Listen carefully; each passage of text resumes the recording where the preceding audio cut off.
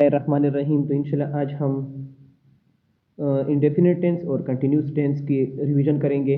मतलब जितने भी इंडेफिनिट टेंस है, 3 इंडेफिनिट टेंस है और 3 कंटिन्यूस टेंस है। तो 6 टेंसेस है आल सारे के हम इंशाल्लाह रिवीजन करेंगे। तो सबसे पहले आता है प्रेजेंट इंडेफिनिट टेंस। तो इसमें प्रेजेंट इंडेफिनिट टेंस में भी आपको पता है हर टेंस में क्या होता है, 3 अलग अलग वो होते हैं। क्या होते हैं? 3 अलग अलग फॉर्म होते हैं। हर के पॉजिटिव फॉर्म होता है, नेगेटिव फॉर्म होता है और इंट्रागेटिव फॉर्म होता है। 3 फॉर्म होते हैं सबके। क्या होते हैं? 3 फॉर्म होते हैं। तो सबसे पहले पॉजिटिव फॉर्म। पॉजिटिव फॉर्म में हमें पता होना चाहिए, मुश्ता से तो पता पचार था चे इधर स्ट्रक्चर छरेंगे। इसका स्ट्रक्चर क्या होना चाहिए? तो सबका एक फार्मूला होता है, एक स्ट्रक्चर होता है। तो ये है प्रेजेंट इंडेफिनिट टेंस का स्ट्रक्चर।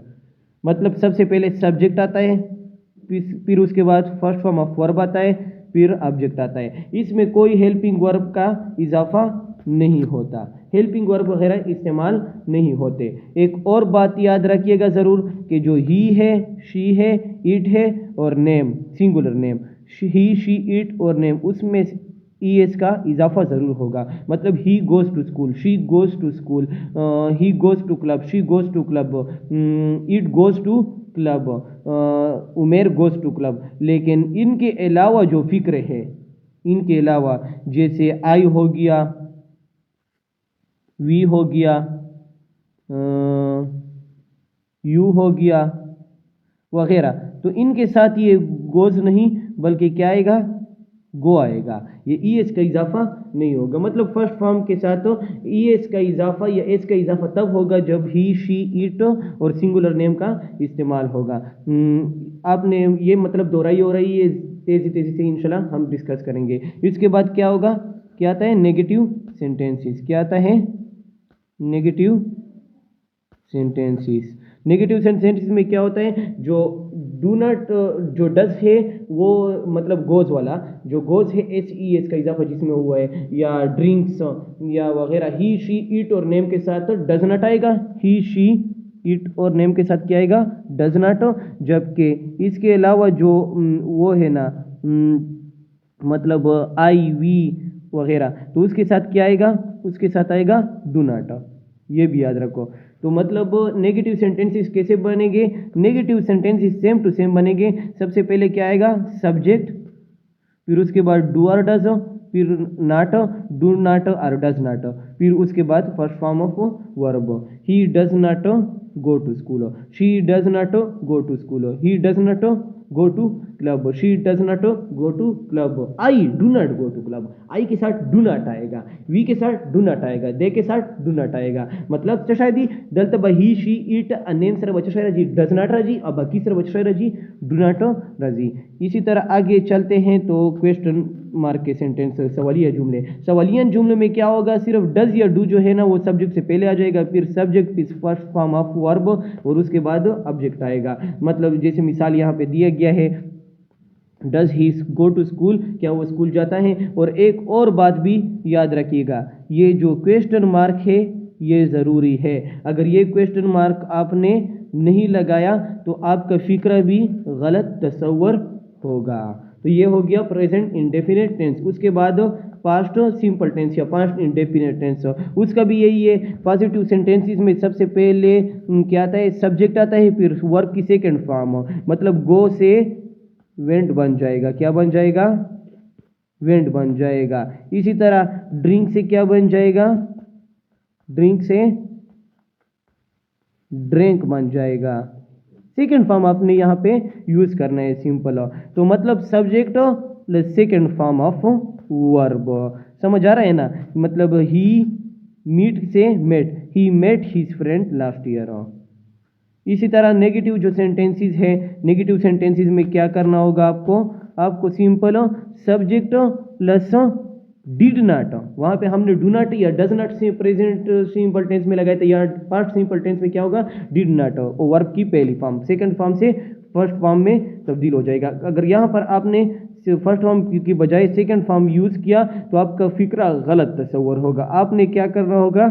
आपने फर्स्ट फॉर्म ऑफ वर्ब इस्तेमाल करना होगा। तो ये यहाँ पे एग्जांपल है, she did not worked yesterday. तो ये फिक्रा सही है या गलत? ये फिक्रा सरासर गलत है। ये फिक्रा क्या है? गलत है। सही फिक्रा क्या होगा? She did not work. Second form में मैंने आपको कहा था कि फर्स्ट फॉर्म इस्तेमाल करना होगा, तो ये इसको हम मिटाते हैं। She did not work yesterday, अब सही है। She did not work yesterday. इसके बाद है क्वेश्चन मार्क का सेंटेंस के सवालिए जुमले कैसे हम बनाएंगे। तो डिड को सबसे पहले आपने आगे करना होगा, डिड को आगे करना होगा, फिर सब्जेक्ट, फिर वर्ब की पहली फॉर्म और सवालिया जो निशान है इसको आपने लाजमन लगाना होगा। तो did he work yesterday question mark. तो ये जुमला क्या सही है? नहीं, ये गलत है। क्यों? क्योंकि यहाँ पे वर्ब की सेकंड फॉर्म इस्तेमाल हुए हैं, आपने इसे हटाना है। तो ये सही हो गया, did he work yesterday. Did she work yesterday, question mark आपने जरूर लगाना है। तो ये क्या हो गया? ये आपका हो गया पास्ट सिंपल टेंस। इसके बाद है फ्यूचर इंडेफिनिट टेंस या future simple tense. Future simple tense का आपने स्ट्रक्चर सीख लेना है। सब पॉजिटिव सेंटेंस में स्ट्रक्चर इसका क्या है? सब्जेक्ट है, फिर उसके बाद विल या शेल, उसके बाद फर्स्ट फॉर्म ऑफ वर्ब और ऑब्जेक्ट आता है। ये तेजी से मैं इसलिए कर रहा हूँ कि ये रिवीजन है, आपने पहले टेंसेस देखे। अगर आपने टेंसेस नहीं देखे और सिर्फ ये वीडियो देख रहे हो तो ये आप अपने साथ जुल्म कर रहे हो। पहले और वीडियो देखो, मतलब टेंसेस स्टेप बाय स्टेप मैंने एक एक एक्सप्लेन किया है बहुत अच्छी तरह से। तो सब्जेक्ट प्लस विल और shell plus first form of verb, ये बस वो स्ट्रक्चर आप सीख लो तो आपको समझ आ जाएगा। आई शेल ड्राइव द बस। अच्छा, आई और वी के साथ हम क्या लगाएंगे? शेल लगाएंगे, बाकी के साथ हम विल लगाएंगे। हाँ, मॉडर्न जो लैंग्वेज है ना, मॉडर्न जो इंग्लिश है ना, उसमें हम ज़्यादातर क्या है? विल का इस्तेमाल करते हैं। किसका? विल का इस्तेमाल करते हैं। ज़्यादातर हम विल का इस्तेमाल करते हैं। आई के साथ और वी के साथ भी आजकल हम विल लगा सकते हैं, शेल की जगह विल का इस्तेमाल करते हैं। लेकिन जो बेसिक इंग्लिश है तो यहाँ पर हम शेल जो है ना वो आई और वी के साथ लगाते हैं। जो ये शेल है ना, शेल, इसको हम किसके साथ इस्तेमाल करते हैं? I plus we. समझ आ रही है ना? अच्छा, तो subject plus will or shall plus first form of verb. I shall drive the bus, he will drive the बस, दे विल ड्राइव द बस। तो मतलब ये सिंपल हो गया। उसके बाद है नेगेटिव। नेगेटिव में भी सिंपल है, जो विल और शेल है सिर्फ उसके बाद आपने नॉट लगाना होगा। Student will not ring the bell, यहाँ पे है आई शेल ड्राइव द बस, तो शेल के बाद नॉट लगाने से ये नेगेटिव बन जाएगा। I shall not drive the बस, I shall not drive the बस। जो शेल और विल है उसके बाद सिर्फ नॉट लगाने से आपका नेगेटिव सेंटेंस बन जाता है। समझ आ रही है ना? उसके बाद है इंट्रागेटिव सेंटेंस। इंट्रागेटिव सेंटेंस कौन से सवालिए जुमले? तो इंट्रागेटिव में तो एक बात आपने ज़रूर याद रखनी है कि इंट्रागेटिव सेंटेंस हमेशा क्वेश्चन मार्क पर ख़त्म होते हैं। किस पर ख़त्म होते हैं?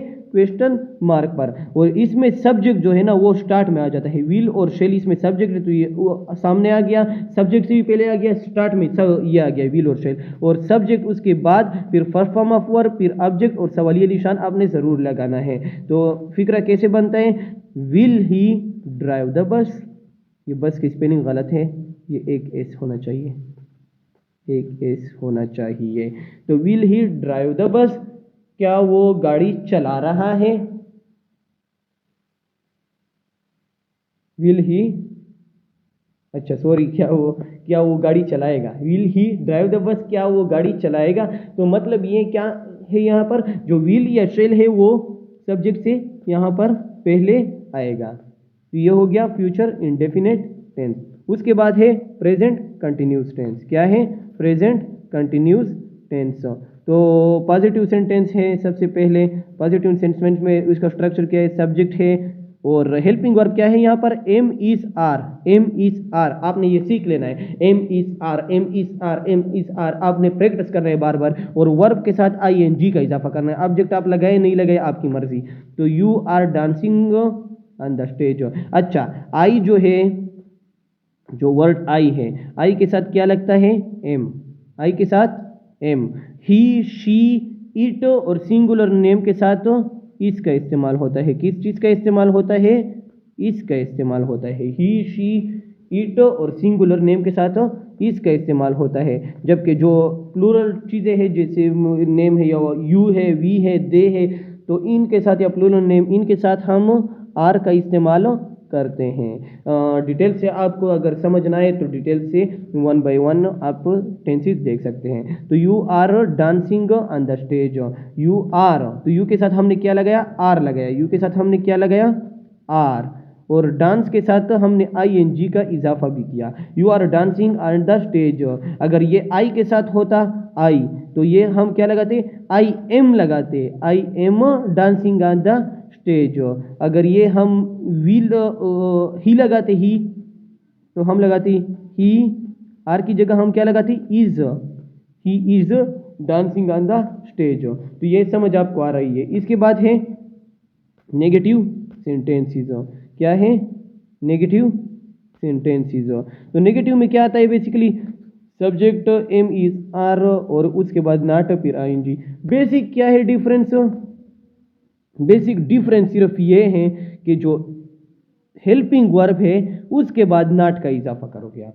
हेल्पिंग वर्ब यहां पर हमने क्या लिखा था, you are dancing on the stage, क्या लिखा था, यू आर डांसिंग, तो यहां पर हेल्पिंग वर्ब क्या है, आर है, तो हमने आर के बाद सिर्फ क्या करना है, नॉट का इजाफा करना है, क्या, नॉट का। You are not dancing on the stage, तो ये आपका क्या बन गया, नेगेटिव सेंटेंस बन जाता है। क्या बन जाता है, नेगेटिव सेंटेंस बन जाता है। मतलब जो भी हेल्पिंग वर्ब है, चुकुम या हेल्पिंग वर्ब का, उसके बाद आपने सिर्फ नॉट का इजाफा करना होगा। एक ना बात बता दो, सिर्फ सको नॉट इजाफा को, देन आपका ये क्या बन जाता है, नेगेटिव सेंटेंस बन जाता है। ब्या बजा शाही जोड़ सी नेगेटिव सेंटेंस जोड़ा सी। उसके बाद है इंट्रागेटिव सेंटेंस, के इंट्रागेटिव सेंटेंस किस बला का नाम है, that what is interrogative sentence, के इंट्रागेटिव सेंटेंस किस बला का नाम है। तो इंट्रागेटिव सेंटेंस में आपने क्या करना है, जस्ट बाकी की तरह जैसे पहले हम करते आ रहे हैं, हेल्पिंग वर्ब को आपने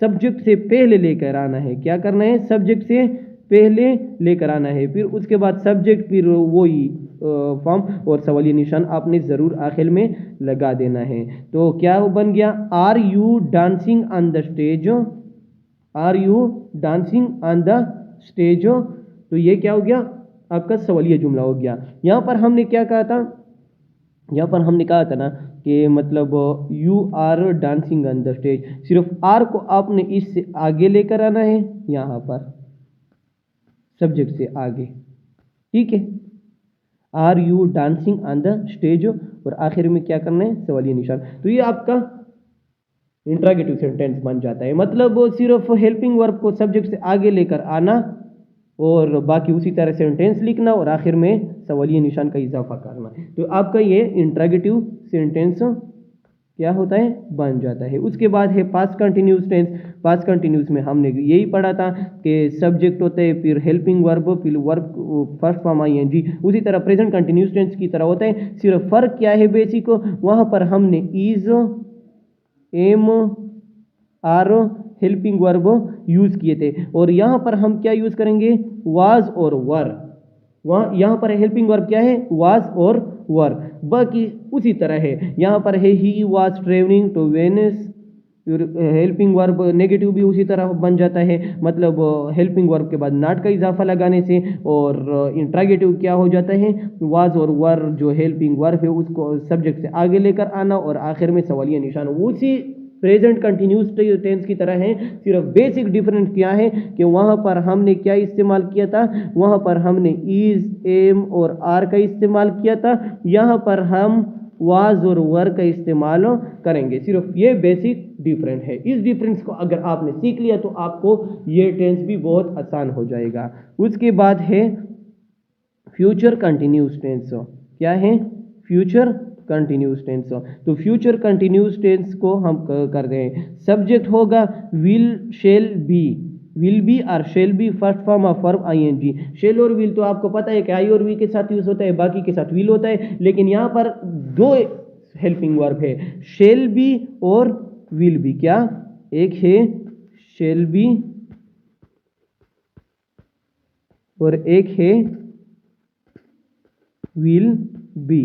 ये विल अलग हेल्पिंग वर्ब है, बी अलग हेल्पिंग वर्ब है, शेल अलग हेल्पिंग वर्ब है, बी अलग हेल्पिंग वर्ब है। इसका क्या मतलब हुआ कि इस टेंस में दो हेल्पिंग वर्ब इस्तेमाल होते हैं, दो helping verb. I shall be playing cricket, और तो पहले हेल्पिंग वर्ब के बाद नॉट लगाने से आई शेल नॉट, मतलब यहाँ पे नॉट लगाने से आपका नेगेटिव सेंटेंस बन जाता है, I shall not be playing. और इंट्रैगेटिव में क्या होगा, ये शेल जो है ना ये सब्जेक्ट से पहले आ जाएगा, इस यहाँ पर मतलब इसकी जगह यहाँ आ जाएगा shall, shall I, shall I be playing cricket, और आखिर में question mark, shall I be playing cricket और आखिर में क्वेश्चन मार्क। तो सब के सब इजी है, और इंशाल्लाह आप सीख गए होंगे। और अगर आप अभी भी समझ ना आए तो मतलब आपने एक बार फिर से वो सारे टेंसेस जो मैंने कवर किए हैं उसको देख लेना, और अगर आपको समझ आई है तो इस दोहराई और रिवीजन जो है आपका कंप्लीट हो चुका है। तो इंशाल्लाह नेक्स्ट वीडियो में हम परफेक्ट टेंसेस की तरफ बढ़ेंगे। प्रेजेंट परफेक्ट ऑलरेडी हम कर चुके हैं, इससे पहली क्लास में पास्ट परफेक्ट इंशाल्लाह करेंगे। जैसे ही परफेक्ट और परफेक्ट कंटिन्यूस सारे कवर होते हैं तो इसी तरह एक दोहराई रिवीजन की क्लास हम अरेंज करेंगे इंशाल्लाह। ओके, अपना ख्याल रखिएगा, और अगर आपने चैनल पे मेरे चैनल पर नए हो तो अब इस चैनल को सब्सक्राइब ज़रूर करिएगा, और अपनी राय ज़रूर दीजिएगा। ओके, अस्सलाम वालेकुम।